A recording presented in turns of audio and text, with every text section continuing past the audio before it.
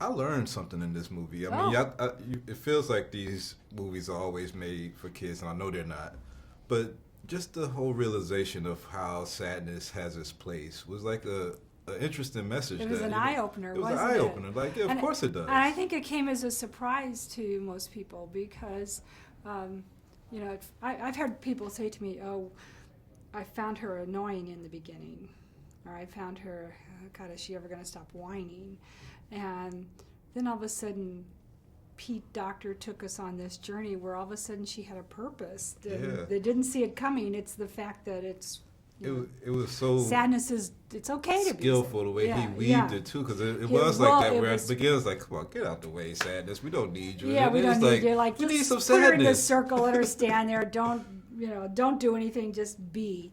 Yeah, And then all of a sudden you realize that when she was just pushed aside and in that circle, she was the one that had the knowledge to weave their way through yeah.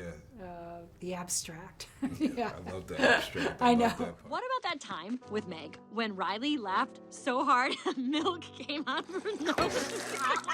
Come on. Yeah, that hurt. It felt like fire. Oh, it was Okay, don't think of that. Let's try something else. What are your favorite things to do? my favorite.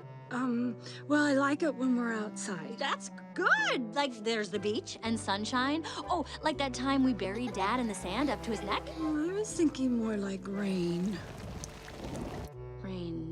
Rain is my favorite too. We can stomp around in puddles, there's cool umbrellas, lightning storms. More like when the rain runs down our back and makes our shoes soggy. And we get all cold, shivery, and everything just starts feeling droopy. Oh, hey, easy. Why are you crying? It's just like really the opposite of what we're going for here. Crying helps me slow down and obsess over the weight of life's problems. I know. Love that part. So tell me in your personal life or your career or something that you observed, like how have you seen emotions other than joy be turned around for something positive or to resolve something? In my personal life, um, well, I think it changes every day depending on the situation. Sometimes when you're working, you need to uh, you just have to be aware of whatever emotion it is. Like if you're angry about something, you got to know if it's the right time to act on that or to let it sit Yeah. and not do anything about it. Every day is different, every hour is different, and your emotions, you just have to kind of be aware of which one's in the driving seat at the time and if they should be or if they should not be, and make the logical decision. Okay, I need to make him get out and somebody else take over. So And how is your dream production team? Because the dream production dream production, pretty great, was a right? great part of the movie. Yeah. And personally, are you a dreamer? Do you have a lot of dreams when you sleep, or you just wake up and forget everything, or what? Actually, if it's the dream production, I only have scary dreams. I do, yeah. So mine are like the big clown, Yeah, yeah. I saying too much, but I only have violent dreams when I actually remember my dreams. So I don't know what that says about me. I think I need some kind of, Yeah. I Maybe need those just the one to wake you up, like, or whatever. Yeah, And other yeah. ones just kind of yeah. A go lot into of the. times it just go off into, I don't know.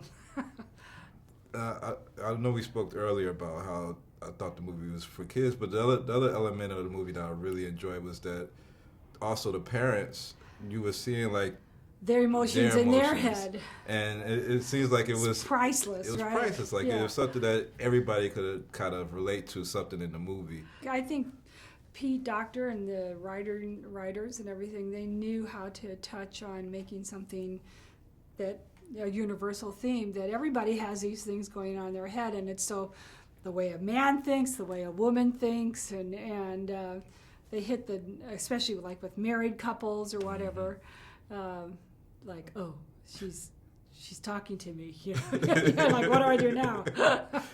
So the last It was question, like, genius. how as when you're doing voice acting, how do you cast for this to be like sadness? Like how what did you have to bring out of your voice so that people were like, okay, she could do it? Um, Oddly enough, I never thought of my voice as being anything different.